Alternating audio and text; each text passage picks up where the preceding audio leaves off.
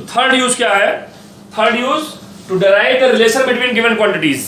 तो जब भी हमको थर्ड यूज डायमेंशन का करना है, तीसरा और अंतिम यूज सीखे हम लोग, how to derive the relation between given quantities.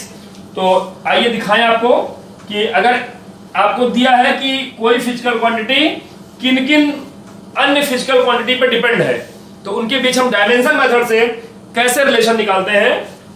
तो third use to derive the relation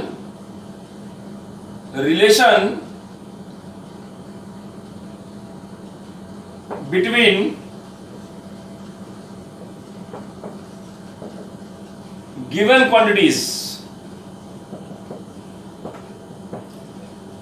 derive the relation between given quantities. तो इसको हम डायरेक्ट एग्जांपल से बता रहे हैं कि कैसे हम रिलेशन डिराइव करते हैं।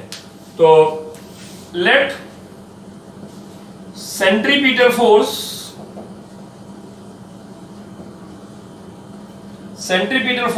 F depend upon mass m, velocity v and radius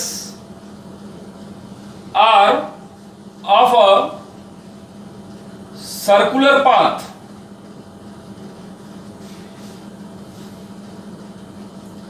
If a body of mass m moving on a circular path of radius r with velocity v। अगर कोई क्वांटिटी, अगर कोई बॉडी m मास की v velocity से circular path r के path पे घूम रही है, तो उसका सेंट्रीपिटल फोर्स इन्हीं तीन चीज पे डिपेंड करता है। फार्मूला हमें नहीं मालूम क्या है, हम डिराइव करना चाहते हैं। कैसे डिराइव करेंगे? तो let F is equal to, या F is directly proportional to m की पावर a, v की पावर b और r की पावर c। ये हम मान लेते हैं। हमको कंसीडर करना पड़ेगा किन किन चीजों पर डिपेंड करता है, मास पर, वेलोसिटी पर, रेडियस पर। तो F is directly proportional to m की पावर a, v की पावर b और r की पावर c, ये मानना पड़ गया। देन अब यहां पर प्रोपोर्शनलिटी हटाने के लिए प्रोपोर्शनलिटी कांस्टेंट यूज करेंगे, स्मॉल के। तो स्मॉल के a v की पावर b और ये r की पावर c के रूप में इसको इक्वेशन नंबर 1 मानेंगे। वेयर यहां k क्यों इंट्रोड्यूस किए? Because k is dimensionless proportionality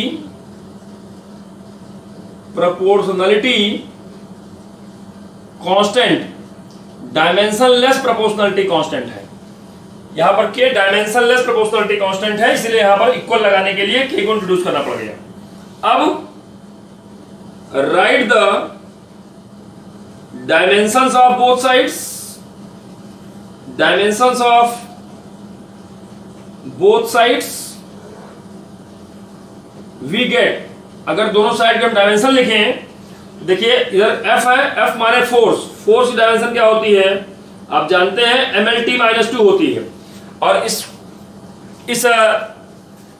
use को आप कर सके तो ध्यान रखेंगे कि जो भी क्वांटिटीज आपको दी हैं, जिसका आपको रिलेशन निकालना है, वो उनकी डायमेंशन आपको मालूम होनी चाहिए। और डायमेंशन आपके यहाँ टेबल दी गई है, बाकी आप प्रैक्टिस करेंगे तो याद भी हो जाएगी आपको। तो जितने ज्यादा सवाल लगाएंगे वो चीजें उतनी ही ज्यादा आपको याद होती चली जाएंगी। याद रखिएगा इस बात को आप।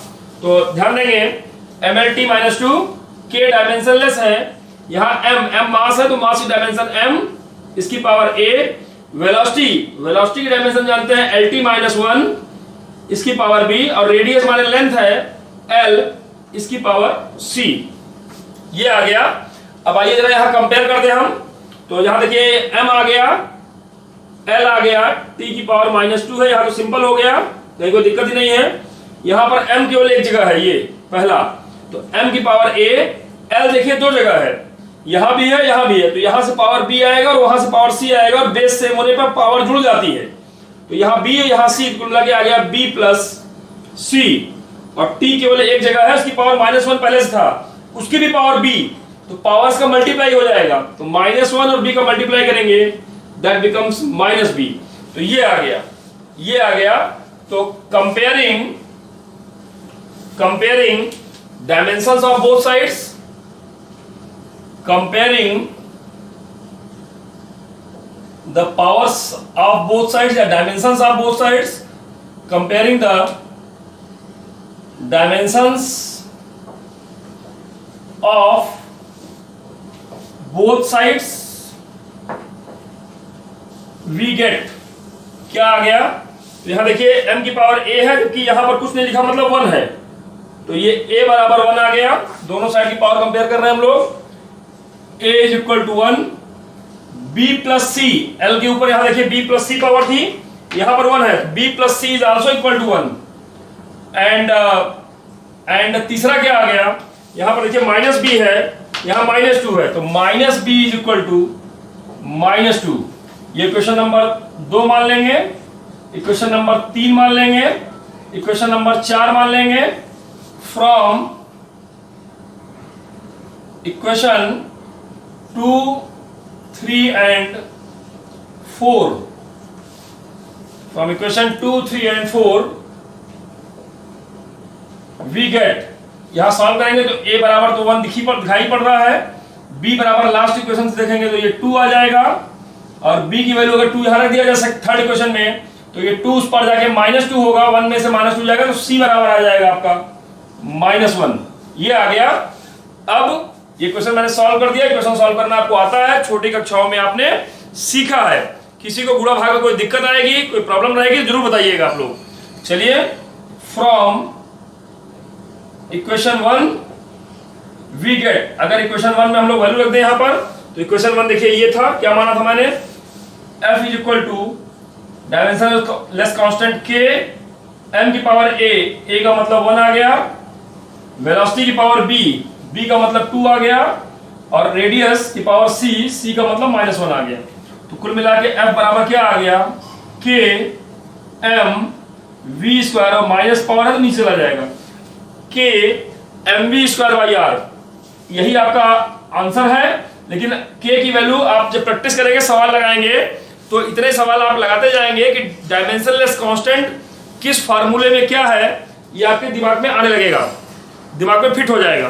तो यहां पर हम लोग के दिमाग में फिट है, पहले से एक्सपेरिमेंटली निकाला जाता है डायमेंशन, एक्सपेरिमेंटली k की value 1, then f is equal to आ गया mv स्क्वायर बाई r, अगर 1 रखेंगे तो ये mv स्क्वायर बाई r। आप देख रहे हैं ये फार्मूला भी मैंने पहला एग्जांपल जो दिया था, पहला यूज जो किया था to check the correctness of formula, वहां पर इस फार्मूले को मैंने यूज करेक्टनेस चेक की थी, और यहां पर मैंने इस फार्मूले को एस्टेब्लिश कर दिया, डिराइव कर दिया। तो how to derive the relation between quantities, यहां आपको केवल इतना मालूम था कि फोर्स, मास, वेलोसिटी और रेडियस पर डिपेंड करता है, तो हमने इसकी पावर a b c मानी, और फिर डायमेंशनलेस कांस्टेंट k से मल्टीप्लाई करके इक्वलिटी दिखा दिया, और फिर डायमेंशन का यूज करके हमने उनके बीच में क्या रिलेशन है ये डिराइव किया। उम्मीद है आपको ये तीनों रिलेशन समझ में आ गए होंगे, ये तीनों रिलेशन समझ में आ गए होंगे, और आप इसको अच्छे से समझ पा रहे होंगे, कहीं कोई आपको दिक्कत नहीं होगी।